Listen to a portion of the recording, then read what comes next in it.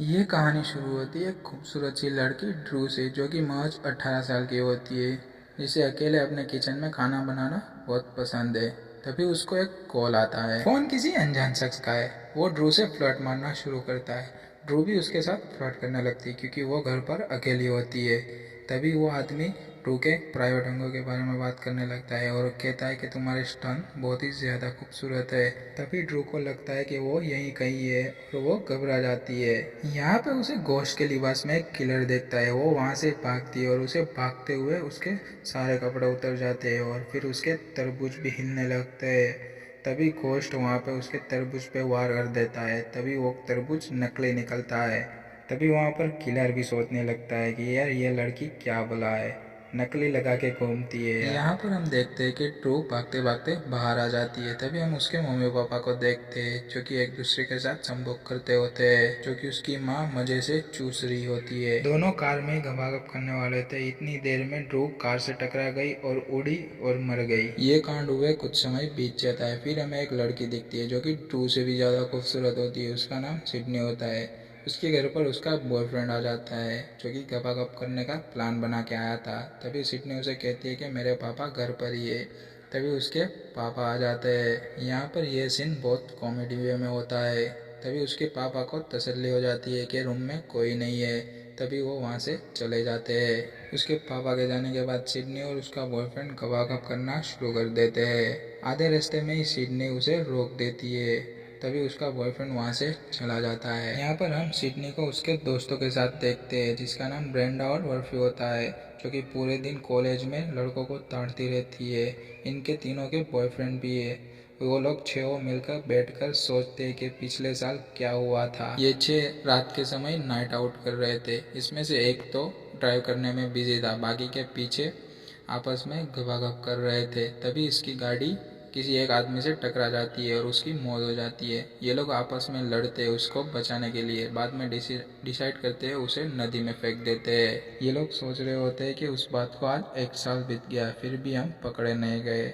ये लोग यहाँ पर ड्रू की बात कर रहे हैं, जो कि 1 साल पहले मर गई थी। उसका किलर आज तक पकड़ा नहीं गया। इस कहानी में न्यूज रिपोर्टर गेल भी है, जो कि ड्रू के मर्डर का पता लगाना चाहती है। इसलिए वो यहाँ के स्पेशल ऑफिसर से मिलती है, जिसका नाम डूफी है। डूफी बूफी का भाई होता है और वो इसलिए डूफी के साथ गपागप करती है क्योंकि उसे लगता है कि डूफी को कुछ पता होगा। यहाँ पर हम देखते हैं कि सिडनी का पढ़ाई में मन नहीं लग रहा और टीचर भी, जो खुद धूम्रपान कर रही है और बच्चों को पढ़ा रही है। तभी यहाँ सिडनी का ध्यान खिड़की की ओर जाता है। वहाँ से उसे किलर दिखता है। तभी उसे एक नोट देता है और कहता है कि तुमने इस छुट्टी में किसके साथ गपागप किया वो मुझे पता है। सिडनी यहाँ पर याद करती कि उसने इस छुट्टी में पार्क में उसके बॉयफ्रेंड के साथ दबाकर भर भर के सेक्स किया था। सिडनी को यह बात समझ नहीं आ रही कि ये किलर है कौन और इसे पता कैसे चला। यहाँ पर हमें बूफी दिखाई जाती है, जो कि एक फैशन कंपटीशन में पार्ट लेती है। और भी कई कंटेस्टेंट होते हैं, लेकिन बूफी सबसे खूबसूरत लगती है और वो जब आती है तब ऑडियंस भी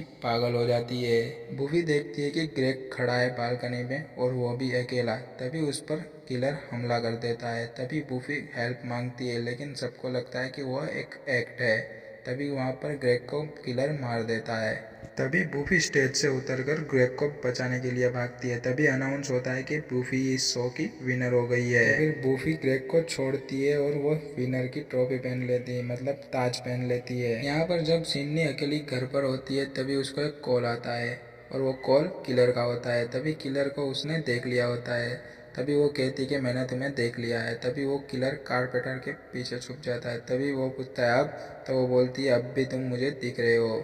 सिडनी डर के मारे पुलिस को कॉल कर देती है। तभी वो किलर वहाँ से चला जाता है और उसका बॉयफ्रेंड आ जाता है। तो उसे लगता है कि उसका बॉयफ्रेंड ही किलर है और वो उसको पुलिस के हवाले कर देती है। पर सिडनी जब बूफी और डूफी के घर जाती है तब उसको फिर से कॉल आता है। तभी उसको पता चलता है कि उसका बॉयफ्रेंड किलर नहीं है और वो वहाँ से रिहा हो जाता है। फिर हम देखते हैं कि किलर बूफी को डराने आया है और बूफी कहती है कि मैं किसी के बाप से नहीं डरती। यहाँ पर देखते हैं कि किलर उसे कुएं से मार रहा है। तब भी वो कहती है कि मैं तुमसे नहीं डरती। तभी किलर उसकी गर्दन काट देता है। उसकी गर्दन कटी हुई भी बोलती है कि मैं तुमसे नहीं डरती। तभी उस ये मजाकिया लगता है और वो उसे डस्टबिन में डाल देता है और वो वहाँ से चला जाता है। रे भी उसकी गर्लफ्रेंड ब्रेंडा को लेकर मूवी देखने आया है। इस मूवी का नाम होता है शेक्सपियर इन द लव। तभी वो वहाँ से बाथरूम जाता है। जब वो बाथरूम में होता है तभी खोल से वहाँ पर लिंग आता है, उसके कान में छूता है। तभी वो डर जाता है और वहाँ से भाग जाता है। किलर ब्रेंडा पर भी अटैक करने की कोशिश करता है, लेकिन ब्रेंडा का बिहेवियर देखकर वो वहाँ से चला जाता है। सिडनी यहाँ पर बहुत डरी हुई है और वो सबको इसलिए हाउस पार्टी पे बुलाती है। यहाँ उसके सभी दोस्त आते हैं और साथ में बॉबी भी आता है। सिडनी बॉबी से माफी मांगती है उसको किलर समझने के लिए। बॉबी सिडनी को उसके रूम में ले जाता है और वो दोनों धीरे धीरे निवस्त्र होने लगते हैं। फिर वो दोनों खपाखप करना शुरू करते हैं। अभी खपाखप करना शुरू ही होता है तब किलर आ जाता है और बॉबी को साइड करके वो अटैक करता है। सिडनी यहाँ पर ड्रॉवर में देखती है तो उसे वहाँ पर गन मिलती है।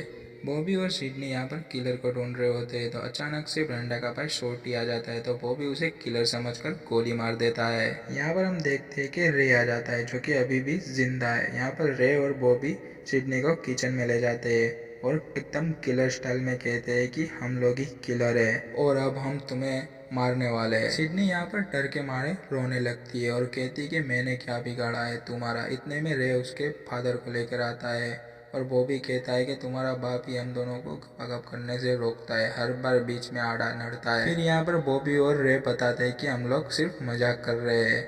इतनी देर पर रियल वाला किलर आ जाता है। किलर ने यहाँ पर रे और बॉबी को ठोक दिया होता है। तभी हम देखते हैं कि एकदम मैट्रिक्स स्टाइल में सिडनी हवा में उड़ने लगती है और किलर को मारकर खिड़की के बाहर फेंक देती है। तभी पुलिस आए तब तक किलर वहां से भाग चुका होता है। सिडनी हमें यहाँ पर पुलिस स्टेशन में दिखती है और सिडनी और पुलिस वाला इंसान दोनों पता लगाने की कोशिश करते हैं कि आखिरकार किलर है कौन।